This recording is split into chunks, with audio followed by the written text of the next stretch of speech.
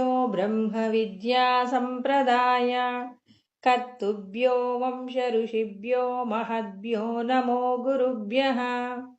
मङ्गलं गुरुदेवाय महनीयगुणात्मने सर्वलोकशरण्याय साधुरूपाय मङ्गलम्। हरिः ओम्।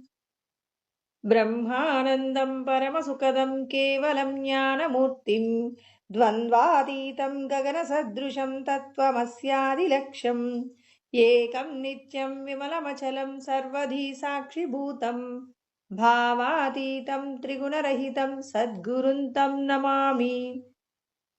నమో గురుదేవ.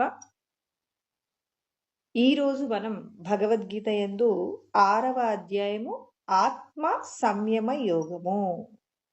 భగవంతుణ్ణి తెలుసుకోవాలనేటటువంటి కుతూహలం మనం ఎన్నో జన్మలలో చేసినటువంటి ప్రయత్నము చేతనే మనకు సిద్ధిస్తుంది. కానీ ఈ జన్మలో చేసిన ప్రయత్నము చేత మాత్రము కాదు. అంటే ఈ జన్మ ప్రయత్నముతో పాటుగా కొన్ని కోట్ల జన్మల నుంచి కూడా మనం ఎక్కడి నుంచి వచ్చామో అక్కడికి వెళ్ళడానికి మనం చేసేటటువంటి కర్మలలో దోషములు ఎవరైతే తక్కువ చేస్తారో, వారు చేసినటువంటి తెలిసో తెలియకో చేసిన పాపపు కర్మలన్నింటినీ కూడా పుణ్యకర్మల చేత, అంటే ఇతరులకు మంచి కలిగించడంలో మనకున్నటువంటి మన ప్రవృత్తి ఏదైతే ఉంటుందో ఆ ప్రవృత్తి చేత మనం చేసిన కర్మలు ఇతరులకు ఉపకారం జరిగితే, ఇతరులను సంతోషపెట్టినప్పుడు ఆ కర్మ యజ్ఞముగా మారుతుంది.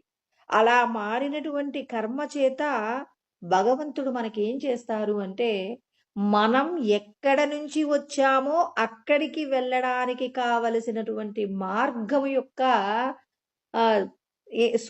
సూచనను పరమాత్మ మనకు అందిస్తాడనమాట. అంటే మనం వెళ్ళవలసినటువంటి రాజమార్గానికి కావలసినటువంటి దారిని పరమాత్మ విడుదల చేస్తాడు. కొన్ని కోట్ల ఉపాధులలో కొద్ది మంది మాత్రమే తమ ఇంటికి ఎక్కడి నుంచి వచ్చారో అక్కడికి వెళ్ళడానికి ఈశ్వరుని యొక్క అనుమతి చేత మాత్రమే సాధ్యమవుతుంది. ముముక్షూనామపేక్షో ఆత్మబోధో విధీయతే అని శంకరాచార్యుల వారు చెప్తారు. అంటే దేహబంధముల నుండి విడిపడాలనేటటువంటి కోరిక ఎవరికైతే ఉంటుందో, ఎందుకు దేహబంధాల నుంచి విడిపడాలనుకుంటాం మనం? ఎంత ప్రేమగా ఉన్నప్పటికీ కూడా ఏదో ఒక రోజున ఆ ప్రేమగా మనం ఎవరి మీద అయితే ప్రేమను కలిగి ఉన్నామో వారిని మనం ఎంతగా ప్రేమించినా అవతలి వాళ్ళు మనల్ని తక్కువ చేసి మాట్లాడినప్పుడు, మనం పొందాలనుకున్నటువంటి ఏదైతే వస్తువు ఉంటుందో ఆ వస్తువును పొందుతున్నప్పుడు కలిగేటటువంటి క్లేశం. ఇప్పుడు నాకు ఒక బంగారు ఆభరణాన్ని ధరించాలనే కోరిక కలిగింది. ఇప్పుడు ఆ హారాన్ని నేను ధరించానండి. ధరించినప్పుడు అది నాకు ఎప్పుడూ సుఖాన్నే ఇవ్వాలి. ఎండ బాగా ఉంది, గాలి లేదు, బాగా చెమట పడుతుంది. ఇప్పుడు ఆ హారం ఏమైంది? నాకు చాలా దుఃఖాన్ని కలిగిస్తుంది. ఎప్పుడెప్పుడు ఆ హారాన్ని తీసి పక్కకు పెడదామా అని చెప్పి నేను ఏం చేస్తుంటాను, ఆలోచిస్తుంటాను. ఎప్పుడెప్పుడు ఈ నగను తీద్దామా? ఎందుకు? ఆ నగ చేత మనం అక్కడున్నటువంటి పరిస్థితికి ఇంకాస్త బాధపడుతూ ఉన్నాం కాబట్టి ఆ నగను తీద్దామనుకున్నాం. ఆ నగను పెట్టుకుంటే మనం చాలా అందంగా ఉంటాం. కానీ ఆ అందము చేత మనకున్నటువంటి మానసికమైనటువంటి ప్రశాంతత పోయింది. మానసికమైన ప్రశాంతత కావాలనుకున్నప్పుడు ఏం చేస్తాం? ఆ నగ తీసేస్తాం. శరీరానికి భారంగా ఉన్న వస్తువును పక్కకు పెట్టినప్పుడు కాస్త ఉపశమనాన్ని పొందుతాం. మన మనస్సు తేలిక పడుతుంది. అంటే జగత్తులో ఇది గొప్ప వస్తువు కావచ్చు, కానీ నీ యొక్క శాంతికి అది అడ్డుపడింది. అంటే ఇలా మనం ఈ దేహానికి సంబంధించి అనుభవిస్తున్నటువంటి విషయాల వల్ల పొందేటటువంటి సుఖాలు, తర్వాత దేహ బంధాలన్నింటి వల్ల కూడా ఎవరికైతే శాంతి కావాలనుకుంటారో, వారు అనుభవించే జీవితంలో ఆనందం చాలా తక్కువగా ఉన్నది, అధికమైనటువంటి ఆనందం కావాలి, పరమశాంతి కావాలి అని ఎవరైతే కోరుకుంటారో అలా కోరుకున్న వారికి పరమాత్మ ఆత్మబోధన అందిస్తారు. అందరికీ ఎందుకు ఇవ్వడం లేదు? కృష్ణ పరమాత్మ చెప్పారు, యద్భావం తద్భవతి. ఎవరు ఏ భావన చేతనైతే ఏ వస్తువును కోరుకుంటారో ఆ కోరుకున్న వస్తువుని ఇస్తాను. ఎక్కడి నుండి ఇస్తాడాయన అంటే మనమందరము కూడా భ్రమ చేత, భ్రాంతి చేత, మిథ్యాత్వము కలిగినటువంటి ఈ విషయాలన్నింటి మీద వ్యామోహాన్ని పెంచుకొని ఈ వస్తువులు కావాలి కావాలి అని కోరుకుంటామండి. ఈ కోరుకునేటటువంటి వస్తువుల వలన పొందేటటువంటి ఆనందము కంటే దుఃఖం పర్వతమేవచ సుఖం బిందు మాత్రేనా. అంటే బిందువంత సుఖం కోసం పర్వతమంత దుఃఖాన్ని పొంది పొంది పొంది జీవుడు అలసిపోయినప్పుడు ఇక నాకు శాంతి లేదా అని ఏం చేస్తాడు? తన యొక్క స్వస్వరూపం వైపు వెనక్కి మళ్ళీ చూస్తాడు. అలా చూసేటటువంటి వారు మాత్రమే ముముక్షువులు. మిగిలిన వాళ్ళు ఇవాళ వాళ్ళకొక ఉద్యోగంలో నష్టం వచ్చిందనుకోండి, అప్పుడు ఏం చేస్తారు? ఇంకో ఉద్యోగం చేస్తారు. ఆ ఉద్యోగంలో ఇబ్బందులు కలిగాయనుకోండి, ఇంకో ఉద్యోగంలో. అంటే ఈ సంసారంలో ఉన్నటువంటి విషయ సుఖాల కోసం అని చెప్పి ఒకదానిని విడిచిపెట్టి ఇంకో దాని వైపు పరిగెడుతున్నంత కాలం ఆ జీవుడు ఏం కోరుకోవట్లేదు?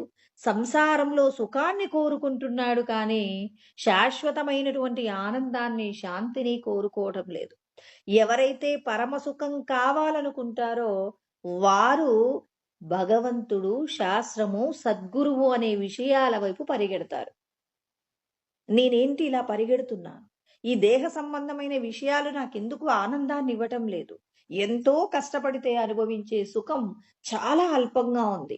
పరమశాంతి పొందడానికి భగవంతుడు ఏదైనా మార్గం సూచన చేశారా? ఇన్ని లక్షల ఉపాధులలో ఈ మనిషికి మాత్రమే ఎందుకు ఆలోచించగలిగిన తెలివితేటలు ఇచ్చారు? ఈ తెలివితేటల తో తాను పొందవలసినటువంటి ఆనందాన్ని పెంచుకోవచ్చేమోనని భగవంతుణ్ణి ఆశ్రయించి భగవంతుడు చెప్పినటువంటి శాస్త్రాలన్నింటినీ తెలిసినటువంటి సద్గురు స్వరూపమును చేరి శాస్త్రముల యందు చెప్పబడినటువంటి విషయాలన్నింటినీ కూడా సూక్ష్మ బుద్ధి చేత కూలంకుషంగా వాటిని విచారణ చేసి ఆచరించినప్పుడు పరమశాంతికి కావలసిన మార్గాన్ని తెలుసుకుంటాడనమాట. అంటే మనం అందరం ఏం చేస్తున్నాం? శాంతి కావాలి అంటే అది దేహ బంధాలలో దొరుకుతుందా? మనం తీసుకునే ఆహారంలో దొరుకుతుందా అంటే వేటి పట్లనైనా కోరిక, ఇచ్చ, అభిలాష అన్నీ కూడా ఒకదానికొకటి ఏమంటారు? ఒక్కదానికే ఇన్ని రకాలైన పేర్లుంటాయండి. ఎవరికైతే దేహ బంధాలలో ఉన్నటువంటి కోరిక ఏం చేస్తుంది? వాళ్ళని బంధంలోనే పడవేస్తుంది తప్ప శాశ్వతత్వాన్ని అందించదు అని ఎవరి తల మీదనైతే మొట్టికాయలు పడతాయో, అంటే ఎవరికైతే దేహానికి సంబంధించి అనేక రకములైనటువంటి కష్టాలొస్తాయో, ఆ కష్టాలొచ్చినప్పుడు ఈ కష్టాల నుంచి బయటపడడానికి కావలసిన మార్గాన్ని సూచన చెయ్యమని జీవుడు ఏం చేస్తాడంటే పరితపిస్తాడండి. ఎక్కడున్నాడు భగవంతుడు? తన లోపటే తానే స్వస్వరూపమైనటువంటి పరబ్రహ్మ స్వరూపమై ఉన్నాడు. కానీ దేహబంధాల చేత, మాయ చేత సంసారంలో ఉన్న విషయ సుఖాల పట్ల తానేం చేసుకున్నాడు? మోహాన్ని పెంచుకున్నాడు. ఆ పెంచుకున్నటువంటి మోహం మనందరిని ఏం చేసిందంటే ఎంత అనుభవించినా ఇంకా ఇంకా అనుభవించాలని చెప్పేసి మరి తిన్న విషయాలనే మనం ఏం చేస్తున్నాం అంటే తిన్న పదార్థాలనే తింటున్నాం, అనుభవించిన సుఖాలనే అనుభవిస్తున్నాం. కానీ మరి ఆ సుఖాలలో శాశ్వతత్వం లేదు అని గ్రహించినటువంటి వివేకంతో కూడినటువంటి బుద్ధి కలిగిన వ్యక్తి ఇక నేను ఈ సంసార బంధాలకు ఫుల్ స్టాప్ పెట్టేస్తానని పరమశాంతి కోసం భగవంతుడు చెప్పినటువంటి భగవన్ మార్గాన్ని ఎవరైతే అనుసరించడానికి సిద్ధపడతారో వారందరూ కూడా భగవంతుడు చెప్పిన మాటల పట్ల శ్రద్ధ వహిస్తారు. ఆ మాటలను ఆచరించే ప్రయత్నం చేస్తారు. ఆచరించి అనుభూతిని పొందినటువంటి మహాత్ముల యొక్క మాటలను తమ జీవితంలో ఆచరింప చేసుకునే ప్రయత్నం చేస్తారు. ఎవరైతే నిరంతరము కూడా మరి విరామము లేనటువంటి శ్రమ చేత భగవంతుడు చెప్పినటువంటి సాధనను చేస్తారో ఆ సాధనను చేసిన వారికి ముక్తి దొరుకుతుందని కృష్ణ పరమాత్మ చెప్తున్నారు. అంటే మనందరికీ కూడా కష్టపడటం అనేది తెలుసు. కానీ కష్టపడటం వల్ల వచ్చేటటువంటి సుఖము మాత్రం చాలా అల్పంగా ఉందని గ్రహించినటువంటి ధీరులైన వారు మాత్రమే శాశ్వతమైన ఆనందాన్ని పొందగలరు. కృష్ణ పరమాత్మ ఇక్కడ చెప్పిన మాట బాగా అర్థం చేసుకోవాలి. మనం కష్టపడడం వలన పొందేటటువంటి ప్రతిఫలం ఎక్కువగా ఉందా? కష్టం ఎక్కువగా ఉందా అని ఎవరైనా ఒక కొలమానంలో వేసి, నేను పొందే సుఖం కొద్దిగా ఉంది, నేను అనుభవించే కష్టం అధికంగా ఉందని గ్రహించినటువంటి వారు ధీరులు అంటున్నారు కృష్ణ పరమాత్మ. అలా కాకుండా కొంతమంది ఎలా ఉంటారు? కొంతమంది కాదు, ఎక్కువ మంది ఎలా ఉంటారో కృష్ణ పరమాత్మ చెప్తారండి. అంతవత్తు ఫలం తేషాం తద్భవత్యల్ప మేధసాం. అల్పబుద్ధి కలిగినటువంటి వారు అని కృష్ణ పరమాత్మ డైరెక్ట్ గా తేల్చారు. ఎవరిది అల్పబుద్ధి, ఎవరిది ధీరత్వము అంటే అంతవత్తు ఫలం తేషాం, అంటే కష్టపడినటువంటి కష్టానికి వచ్చేటటువంటి ఫలితము ఎలా ఉంది అంటే కొద్ది రోజుల తదనంతరం అదేమవుతుంది? నాశనాన్ని పొందుతుంది. అంటే ఏదైనా ఈ లోకంలో ఉన్న వస్తువు ఆది ఉంది అంటే అంతము ఉంటుంది. అంతము కలిగిన వస్తువులతో ఎవరైతే పోటీ పడుతూ నాకు 10 ఎకరాలుంది, 20 ఎకరాలు చేసుకోవాలి, నేను ఇవాళ ఎమ్మెల్యేనయ్యాను, రేపు మంత్రినవ్వాలి, రేపు ప్రధానమంత్రినవ్వాలని ఈ భూమి మీద విడిచిపెట్టి వెళ్ళిపోయే విషయాలలో వారు పడేటటువంటి కష్టము కంటే వారు అనుభవించేటటువంటి సుఖము చాలా కొద్దిగా ఉందనేటటువంటి సత్యాన్ని గ్రహించక, ఒక పేడలో ఉన్నటువంటి పురుగు ఏ విధంగా అయితే ఆ పేడలో ఉన్నటువంటి ఆ ఆ దుర్గంధాన్ని కూడా సుగంధము అని చెప్పేసి దాని యందు మమత్వము చేత దానిలోనే ఉండి దానిలోనే మరణించినట్టుగా, ఎవరైతే ఈ భూమి మీద ఉన్న విషయ సుఖాల కోసం వెంపర్లాటను ఎవరైతే పొందుతున్నారో వాళ్ళందరూ కూడా మళ్ళీ మళ్ళీ శరీరాలను పొందుతూ ఏం చేస్తున్నారు? ఈ సంసారం అనే సాగరంలో మునిగిపోతున్నారు. వీళ్ళందరూ అల్పబుద్ధి కలిగిన వారు. ఎక్కడ చెప్పారంటే 7వ అధ్యాయం 23వ శ్లోకంలో చెప్పారు. అంతవత్తు ఫలం అంటే ఫలితాలు ఏమవుతున్నాయి? మనం పొందిన ఫలితం. ఇప్పుడు మనం తీసుకుందామండి, రోజు చేసే పనులలోనే మనం ఎంతో కష్టపడి డబ్బు సంపాదించి మనం ఆహార పదార్థాలు తెచ్చుకుంటాం. వాటిని మనం ఏం చేస్తాం?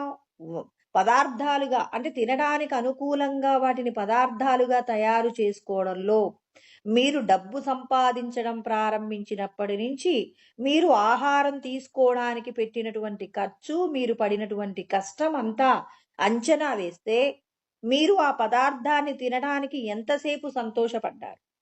ఆ పడినటువంటి సంతోషం మిమ్మల్ని ఎంతసేపు ఇంకో పదార్థం అడగకుండా మిమ్మల్ని కాపాడింది? ఇవన్నీ మీరు అంచనా వేసుకోండి. భగవంతుడు ఎక్కడెక్కడో ఏదో విషయాలు పరిశీలన చెయ్యమనటం లేదు. నిరంతరం మీరు ఈ దేహానికి మీరు చేసేటటువంటి సేవలో మీరు పొందే ఫలితం అధికంగా ఉందా, అల్పంగా ఉందా?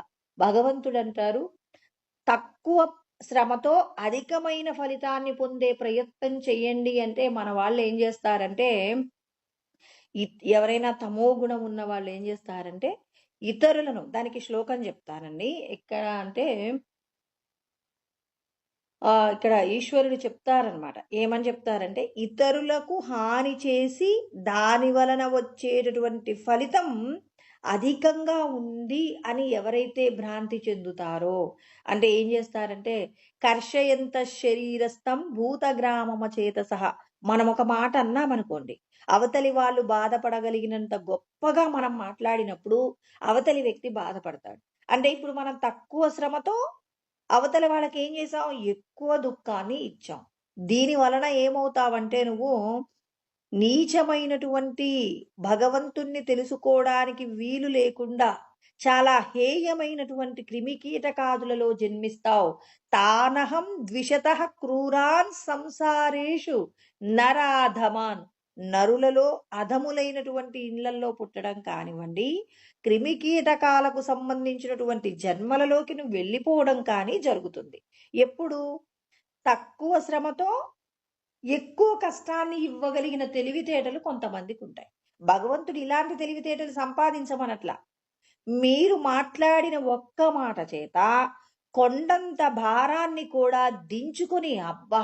ఇవాళ మీరు మాట్లాడిన మాట చేత నా మనసులో ఉన్న దుఃఖమంతా కూడా మంచుగడ్డ వల్లే కరిగిపోయింది అని అవతలి వ్యక్తి యొక్క క్లేశాన్ని మనం పోగొట్టగలిగినప్పుడు ఎంత అనుభవించినా తరిగిపోనటువంటి పరమానందాన్ని పొందడానికి కావలసిన మెట్టొకటి పైకెక్కావని నువ్వు గుర్తు. చూడండి, ఒక మాట చేత ఒక వ్యక్తిని తాను సంతోషంగా ఉంటాడండి. ఒక కుటుంబంలో ఒక వివాహం జరుగుతుంది. ఆ వివాహ సందర్భంలో వియ్యాల వాళ్ళందరూ సంతోషంగా ఉన్నారు. అంత సంతోషాన్ని చూడలేని వాళ్ళు కొంతమంది మన కుటుంబాలలోనే ఉంటారు.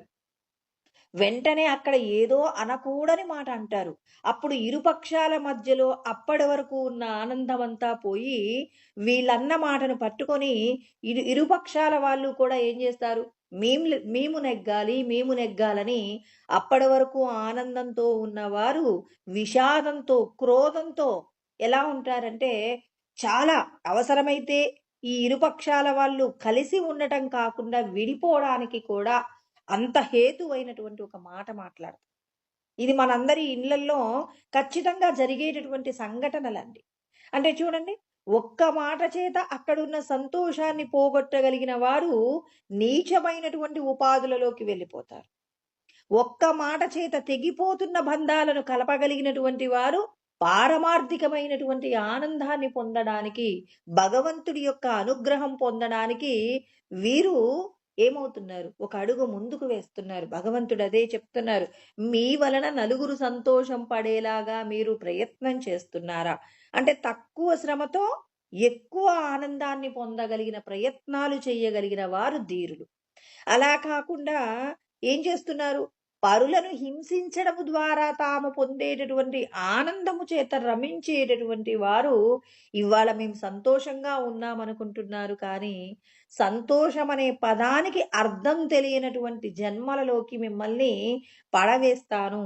అంటే మనం ఒక మాట మాట్లాడితే ఎవరైనా ఎప్పుడైనా బాధపడుతున్నారంటే ఆ బాధ వలన నువ్వు పొందేటటువంటి కష్టం ఎలా ఉంటుందంటే, ఆనందం అనేది ఎలా ఉంటుందో తెలుసుకోలేనటువంటి ఒక ఒక పాషాణము వలె, ఒక క్రిమికీటకాదుల వలె నువ్వు పుడతావని పరమాత్మ మనందరికీ హెచ్చరిక చేస్తున్నారు. అంటే ఇక్కడ భగవంతుడు ఏమంటున్నారు, మీ మనస్సు వేరొకరిని ఇబ్బంది పెట్టాలని ఆలోచిస్తుందా, లేదా మీ మాటల చేత, మీ ప్రవర్తన చేత మీ చుట్టూ ఉన్నవారు సంతోషంగా ఉండాలనే ఆలోచనలతో మీరు జీవిస్తున్నారా?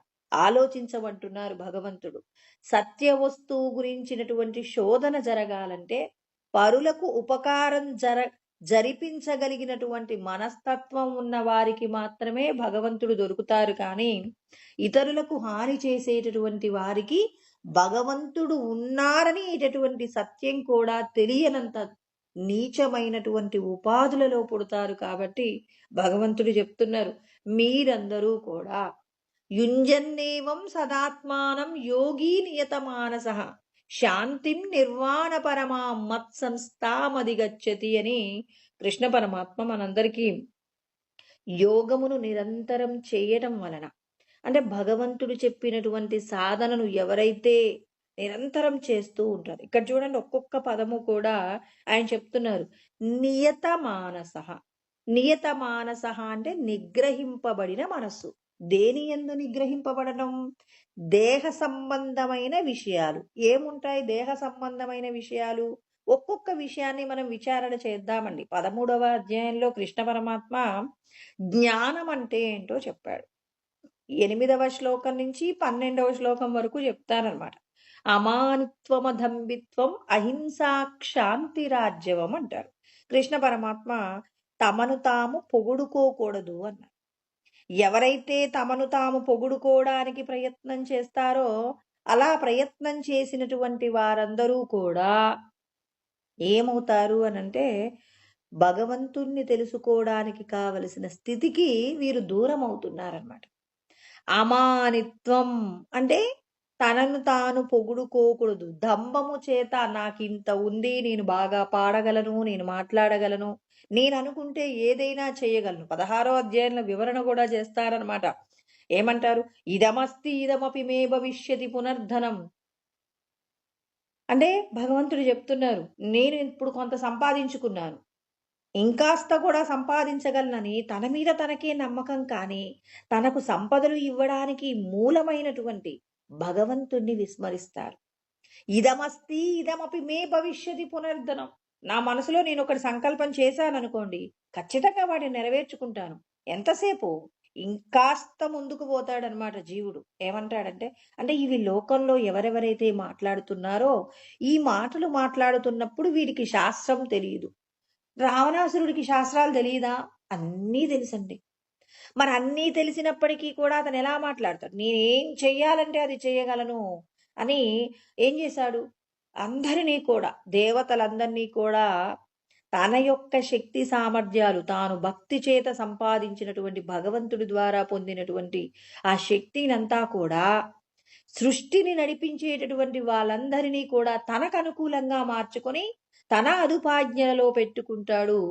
భగవంతుడు పెట్టిన నియతిని కూడా పక్కకు జరిపిస్తాడనమాట. సూర్యుని పిలుస్తాడు. నేను రమ్మన్నప్పుడే నువ్వు రావాలి. నీ ఇష్టం వచ్చినట్టుగా రావడానికి వీల్లేదు. ఇవాళ రెస్ట్ తీసుకోమంటే సూర్యుడు పాపం తన యొక్క నియతిని కూడా విడిచిపెట్టాలి. వరుణదేవుని పిలిచి ఆ పలానా చోట పోయి వర్షాన్ని కురిపించు అంటే మరి అక్కడ ఆ సమయంలో వర్షం పడవచ్చా పడకూడదా అనేది భగవంతుడు నిర్ణయిస్తాడు. ఆ నిర్ణయానికి వీలు లేకుండా రావణాసురుడు ఏం చెప్తే అది చెయ్యాలి. అంటే చూడండి, ఇక్కడ శాస్త్రాలు తెలుసు. కానీ తమకున్నటువంటి శక్తి సామర్థ్యాల చేత శాస్త్రం చెప్పినట్టుగా విస్మరిస్తారు. అలా విస్మరించి దంభము చేత, నేను ఫలానా అనేటటువంటి గొప్పతనము చేత భగవంతుడు చెప్పిన నియతిని విడిచిపెట్టినప్పుడు రావణాసురుడు పడినటువంటి వేదన, తాను తనతో పాటు తనని నమ్ముకున్నటువంటి తన రాజ్యంలో ఉన్న వాళ్ళు కొన్ని కోట్ల మంది మరణిస్తారండి. రాముడికి రావణాసురుడికి మధ్యలో జరిగినటువంటి యుద్ధము యందు రావణాసురుడి యొక్క సైన్యమంతా కూడా మరణిస్తుంది. ఎందుకు మరణించింది? తనకు ఏదైతే ఉందో ఆ ఉన్నదాని చేత భగవంతుడు చెప్పినటువంటి నియతిని విడిచిపెట్టి తనకు నచ్చిన విధంగా జీవించాడు కాబట్టి. అంటే ఇక్కడ భగవంతుడు మీ అందరికీ ఏదో ఒకటి ఇవ్వబడుతుంది. ఒకరికి సంపదలు ఇవ్వచ్చు, కొంతమందికి గొప్ప గొప్ప పదవులు ఇవ్వవచ్చు, కొంతమందికి వాగ్దాటి ఇవ్వవచ్చు, కొంతమందికి సంగీతం. అంటే ఇప్పుడు మన శరీరానికి సంబంధించండి అన్ని రకాల అవయవాలు ఉన్నాయి. జ్ఞానేంద్రియాలు, కర్మేంద్రియాలు, ప్రాణేంద్రియాలు ఉన్నాయి. మరి అంతరేంద్రియాలు కూడా ఉన్నాయి. మరి వీటన్నింటినీ కూడా సక్రమంగా నిర్వహించుకున్నప్పుడు ఈ దేహానికి సంబంధించిన అనారోగ్యాలు కానివ్వండి ఏమీ లేకుండా చాలా సుఖంగా ఉంటుంది. అలా కాకుండా నాలుక నాకు ఇష్టమైన పదార్థాన్ని పెట్టు అన్నప్పుడు మరి మన పొట్ట ఏమంటుంది? ఉదరం ఏమంటుంది? అయ్యో అది తినకండి, నాకు లోపల ఇబ్బందిగా ఉంది అంటే నాలుక పట్టించుకోకుండా తింటుందండి. అలా తిన్నప్పుడు ఏమవుతుంది? ఈ శరీరానికి మొత్తానికి కూడా వ్యాధి కలుగుతుంది. అంటే ఇక్కడ ఏమవుతుంది? వీటి మధ్య గనక సఖ్యత లేనప్పుడు మరి ఈ శరీరానికి సంబంధించినటువంటి వ్యవస్థ అంతా ఇబ్బంది పడుతుంది. అంటే ఇప్పుడు ఈ శరీరానికి సంబంధించినటువంటి వివిధ రకాలైనటువంటి అవయవాలన్నింటినీ కలబోసి ఇది నేను అంటున్నాం. అదే విధంగా భగవంతుడు ఏం చేశారంటే 84 లక్షల రకాల ఉపాధులన్నీ సృష్టి చేసి వీటన్నింటి మధ్య కూడా సఖ్యతను ఏర్పాటు చేసి ఒక్కొక్కటి ఇస్తుందండి. భగవంతుడు సృష్టించినటువంటి ప్రతి వస్తువు విషయంలో కూడా ఏమవుతుంది అనంటే ఒక ప్రాణిని సృష్టించారు అంటే ఆ ప్రాణి వల్ల ఈ జగత్తుకు ఎంతో కొంత మేలు జరిగేలాగా. ఇప్పుడు పిచ్చుకల గురించి ఆలోచించినప్పుడు చైనా వాళ్ళు ఏం చేశారంటే ఒక పిచ్చుక తన జీవిత కాలంలో సుమారు ఒక 6 కేజీల ధాన్యాన్ని తింటుందట. ఇప్పుడు ఈ పిచ్చుకల వలన మనకేం లాభము? ఎందుకు ఈ పిచ్చుకలు ఉండడం వల్ల మనకు ఆహార కొరత ఏర్పడింది ఇప్పుడు. ఈ పిచ్చుకలు ఉండడం వల్ల ఆహారం ఇంకా అయిపోతుందని చెప్పి ఈ పిచ్చుకలన్నింటినీ కూడా నాశనం చేసేశారట. ఇప్పుడు వీరు వేసినటువంటి పంటలో వచ్చినటువంటి పురుగులను తినడానికి పిచ్చుకలు లేవండి. ఇప్పుడు ఈ పిచ్చుకలు లేనప్పుడు సైంటిస్టులు చెప్పారట, మనకు ధాన్యం పండుతుంది అనంటే ఆ ధాన్యం పండడానికంటే ముందు ఈ మొక్కలలోకి పురుగులొస్తాయి. ఆ పురుగులన్నింటిని కూడా పిచ్చుక తింటుంది. ఆ పిచ్చుక తినటం వలననే మనకు ఆహారం ఉత్పత్తవుతుంది అని చెప్తే, అప్పుడు మళ్ళీ పిచ్చుకల యొక్క ఆవశ్యకత తెలుసుకొని, ఇతర దేశాల నుంచి పిచ్చుకలు తెప్పించుకునే ప్రయత్నం చేశారట. అంటే మనమేమనుకుంటున్నాం? వీటి వలన మాకు ఇబ్బంది. దీనివల్ల కొంత ఖర్చవుతుందే కానీ, దీనివల్ల ఉపయోగం ఏంటి అనుకుంటాం. కానీ భగవంతుడు ఏం చేశారు? మన శరీరంలో ఏ అవయవమైనా దీనివల్ల ఉపయోగం లేదని తీసేసామనుకోండి, ఈ శరీరానికి సంబంధించిన అన్ని వ్యవస్థలు సక్రమంగా జరుగుతాయా? ఖచ్చితంగా జరగవు. అదే విధంగా భగవంతుడి యొక్క సృష్టిలో ప్రతి ప్రాణికి కూడా ఏదో ఒక ఉపకారం చేయగలిగినటువంటి శక్తిని పరమాత్మ ప్రసాదించారు. అంటే ఈ జగత్తంతా నడిపించాలి అంటే భగవంతుడు ఏ ఏ విధంగా ఏ ఏ ప్రాణులు ఉంటే ఈ జగత్తు సక్రమంగా జరుగుతుందో నిర్ణయించి ఆయన తన యొక్క సృష్టిని గొప్పగా ఏర్పాటు చేసుకున్నారు. అంటే ఇక్కడ మనం ఏం చేస్తున్నాం? మన యొక్క సృష్టిలో ఉన్నటువంటి కొన్ని కొన్ని విషయాలను పట్టించుకోవడమే మానేసాము. అంటే భగవంతుడు మనందరికీ చెప్తున్నారు. ఇన్ని రకాల ఉపాధులలో ఏ ఉపాధి తెలివైనది? దేవతల కంటే మనుషులకు కష్టాలొస్తే తీర్చగలిగినటువంటి దేవతల కంటే కూడా గొప్పదైనటువంటి తెలివితేటలను భగవంతుడు మనిషికి ప్రసాదించి తాను ఎక్కడి నుంచి వచ్చారో అక్కడికి వెళ్ళగలిగినటువంటి భాగ్యాన్ని ఈశ్వరుడు ఈ మానవ ఉపాధికి ప్రసాదించారు. ఈ మానవ ఉపాధి మనకి కలగాలంటే కొన్ని కోట్ల జన్మలలో మనం చేసిన సత్కార్యాలన్నీ కలబోస్తే మనిషి. ఈ మనిషి మనీషిగా మారడానికి ప్రయత్నం చేయకుండా ఈ లోకంలో ఉన్నటువంటి వస్తువులను అనుభవించాలని, అనుభవించడమే కాదు తమ యొక్క సంతానానికి తనది కానటువంటి ఈ శరీరానికి సంబంధించి కలిగినటువంటి సంతానానికి ఐశ్వర్యాన్ని ప్రసాదించాలని భగవంతుడు చెప్పిన నియతిని కూడా విడిచిపెట్టి అధర్మంగా జీవించడం నేర్చుకున్నప్పుడు భగవంతుడి యొక్క ఆగ్రహానికి కారణమయ్యి ఇతడు భగవంతుణ్ణి తెలుసుకోవడానికి మళ్ళీ ఇప్పుడు చూడండి, మనం వైకుంఠపాలిలో అతడు ఇంకొక కాయిన్ పడితే తానేమవుతాడు? పైకెక్కుతాడు. ఇప్పుడు పైకెక్కినటువంటి వ్యక్తి ఒక్కసారిగా జారిపోతాడు. ఎందుకు? ఎన్నో ప్రయత్నాలు చేస్తే వైకుంఠపాలి దగ్గరికి పక్కకి వెళ్తాడండి. అలా వెళ్ళినటువంటి వ్యక్తి అక్కడ పెద్ద పాము ఉంటుంది. ఆ పాము చేతిలో కనిపించబడి మళ్ళీ ఎక్కడికొస్తాడు? ఎక్కడ మొదలుపెట్టాడో మళ్ళీ అక్కడికొస్తారు. ఇది మనందరికీ కూడా జీవన సత్యాన్ని తెలియచేస్తుంది. మనం కూడా ఎన్నో ప్రయత్నాలు చేస్తే మనిషిగా పుట్టాం. మనిషిగా పుట్టినటువంటి మనం గొప్ప సాధన చెయ్యాలి. పారమార్థికమైన సత్యాన్ని తెలుసుకోవడానికి తక్కువ శ్రమతో అధికమైనటువంటి ఆనందం పొందగలిగినటువంటి ప్రయత్నం శాస్త్రాన్ని తెలుసుకున్నప్పుడు ఆ శాస్త్రము ద్వారా మనం చేసేటటువంటి పని ఇతరులకు ఆనందాన్ని కలిగించినప్పుడు నువ్వు చేసే ఒక్క పని ఎంతో మందికి సంతోషాన్ని ఇచ్చింది అంటే అది భగవంతుణ్ణి చేరుకోవడానికి, ఆ పరమాత్మతో అనుభూతిని పొందడానికి కావలసిన స్థితిని పొందటం మానేసి మనమేం చేస్తున్నాం? ఎంతో కష్టపడి రుచికరమైన పదార్థాన్ని వండుకుంటున్నాం. మనం రోజువారీ యొక్క శ్రమను ఎంత చేస్తామంటే భగవంతుడు ప్రతి ఒక్కరికి నిద్ర లేవగానే ఈ దేహానికి సంబంధించి ఎన్నెన్నో గొప్ప కార్యాలు చేయడానికి కావలసిన శక్తినిస్తాడండి. ఇప్పుడు ఈ శక్తిని మనం ఉదయం లేవగానే ఏం వండుకోవాలి, ఏం తినాలి, ఎంత రుచికరమైన పదార్థం తినాలి, ఎన్ని గొప్ప గొప్ప విషయాలు మనం అనుభూతిలోకి తెచ్చుకోవాలి, ఏ ఫంక్షన్కి వెళ్ళాలి, ఏ ఊరెళ్ళాలి, ఇలా మనం ఏం చేస్తున్నాం? ఈ దేహానికి సంబంధించి ఈ లోకంలో ఉన్నటువంటి విషయాలను పొందడం కోసమని మన శక్తినంతా వృధా చేస్తున్నాం. భగవంతుడు అందుకోసం మనకు ఆ శక్తిని ఇవ్వట్లా. ఆలోచించాలి, నేను నా సమయాన్ని దేనికి ఖర్చు పెడుతున్నా? నశించిపోయే విషయాల కోసం ఖర్చు పెడుతున్నానా? లేకపోతే భగవంతుడు నాకేదైనా ఒక గొప్ప కార్యాన్ని అప్పచెప్పారా? ఏ కార్యాన్ని అప్పచెప్పారు? పరోపకార నిమిత్తంగా ఒక మనిషి మాత్రమే ఒకేసారి వందల మందిని, వేల మందిని, లక్షల మందిని సంతోషపెట్టగలిగినటువంటి గొప్ప తెలివితేటలు కలిగినటువంటి ఒక్క ఉపాధి ఏదైనా ఈ లోకంలో ఉందా అంటే అది ఒక్క మనిషి మాత్రమే. ఎవరైనా ఇవాళ రమణ మహర్షి ఒక మాట చెప్పారు అంటే యావత్ ప్రపంచం అంతా కూడా ఆయన చెప్పిన మాటను అంగీకరిస్తుంది. అంటే ఒక మనిషి తానొక మాటను లోకమంతా కూడా ఆచరింప చెయ్యగలిగిన గొప్పదైనటువంటి శక్తిని కలిగి ఉన్నవారు. కానీ నశించిపోయేటటువంటి ఈ దేహ సంబంధమైన ఇంద్రియాలను సంతృప్తి పరచటం కోసం ఇది తినాలి, ఇది వినాలి, ఇది చూడాలి, ఇలా ఉండాలి, అలా ఉండాలి, అందరికంటే గొప్పగా ఉండాలనేటటువంటి వ్యామోహం చేత ఏం చేస్తున్నారంటే మరి చుట్టూ ఉన్న వాళ్ళను పోల్చుకుంటూ నశించిపోయే భూమి మీద విడిచిపెట్టి వెళ్ళిపోయే విషయాల కోసం పరితపిస్తున్నాడు. ఆ పరితాపం ఎక్కడి దాకా వస్తుందంటే వైకుంఠపాలి పై మెట్టులో ఉన్నటువంటి వ్యక్తి తిరిగి ఎక్కడి నుంచి వచ్చాడో అక్కడికి వెళ్ళగలిగిన స్థితిలోకి జారిపోతున్నాడు. ఇవాళ ప్రధానమంత్రిగా ఉన్నటువంటి వ్యక్తి కూడా మనలాగే మనిషిగా ఉన్నారు.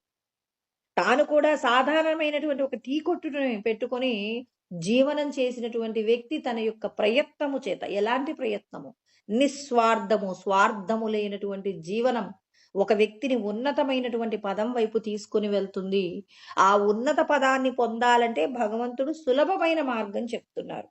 మీరు ఏ చిన్న ఒక సాధారణమైనటువంటి ఒక పూట కష్టపడితేనే మీకు ఆహారం దొరుకుతుంది అనేటటువంటి సాధారణమైన కుటుంబంలో పుట్టినా పర్వాలేదు. మీరు కొన్ని విషయాలను విడిచిపెట్టండి, గొప్పదైన స్థితిని పొందుతారంటున్నారు. ఏమంటున్నారు? దేని మీద కూడా ఆశ, అనురాగం అనేది పెట్టుకోకండి. నిస్వార్థంగా చేసేటటువంటి పని యందు నిజాయితీతో నిస్వార్థంగా ఉండండి చాలు. మిమ్మల్ని అది ఎక్కడికో తీసుకువెళ్తుంది. ఇది జీవితాంతం మీరు ఆచరించండి. అప్పుడు మీకు గొప్పదైనటువంటి పరమపదాన్నే పొందుతారని మనకు కృష్ణ పరమాత్మ చక్కగా చెప్తున్నారు. అమానిత్వమదంబిత్వం, నాకు ఇది ఉంది అని ఎవరైతే అహంకరిస్తున్నారో ఆ అహంకారం అది మిమ్మల్ని అధోపాతాళానికే తీసుకెళ్తుంది, కానీ ఉన్నతమైనటువంటి స్థితికి తీసుకువెళ్ళదు. హింస లేకుండా చూడండి. ఇతరులకు మన వలన అవసరమైతే ఆనందాన్ని ఇవ్వాలి, కానీ దుఃఖాన్ని ఇవ్వకుండా ఉండేటటువంటి ప్రయత్నం చెయ్యండి. ఆర్జవం అంటే లోపటొకటి బయటికొకటి కాకుండా మాట్లాడేటటువంటి మాట, చేసేటటువంటి పని, మీ మనసులో ఉన్నటువంటి ఏదైనా ఇతరులకు హాని కలిగించనిదై ఉండాలి. ఇంకా ఇంద్రియార్థేషు వైరాగ్యం అంటున్నారు. మరి ఇంద్రియాల వల్ల పొందేటటువంటి విషయ సుఖాలు కేవలం మీ ఒక్కరికే సంతోషాన్ని ఇస్తున్నాయా, లోకానికి సంతోషాన్ని ఇస్తున్నాయా? మీ మాట, మీ చూపు, మీరు వింటున్నటువంటి మాటలు, మీరు తీసుకునే ఆహారం, మీరు అనుభవించే సుఖం ఏదైనా త్యాగ బుద్ధితో ఉండాలి.